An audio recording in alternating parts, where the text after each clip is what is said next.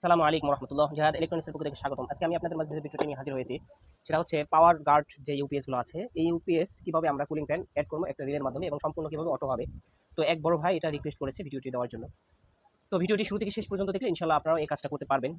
ইতিপূর্বে আমি একটা ভিডিও দিয়েছিলাম, সেটা হচ্ছে শর্ট সার্কিট মানে ছোট সার্কিটের ভিডিওটি দিয়েছিলাম। তো আজকে আমরা পাওয়ার গার্ডের যে স্টিল বডি সহ প্লাস্টিক বডিতে যে সার্কিটটা থাকে ওই সার্কিটটা কিভাবে আমরা একটা রিলের মাধ্যমে এই কাজটা করবো। তো ভিডিওটি শুরু করার পূর্বে ছোট্ট একটা রিকোয়েস্ট, সেটা হচ্ছে যারা এখন পর্যন্ত আমার চ্যানেলটি সাবস্ক্রাইব করেনি তারা সাবস্ক্রাইব করবেন, আর যারা সাবস্ক্রাইব করেছেন তাদেরকে অসংখ্য ধন্যবাদ। এখন যদি আমি পাওয়ার সাপ দেই, ভুলে গেছি না,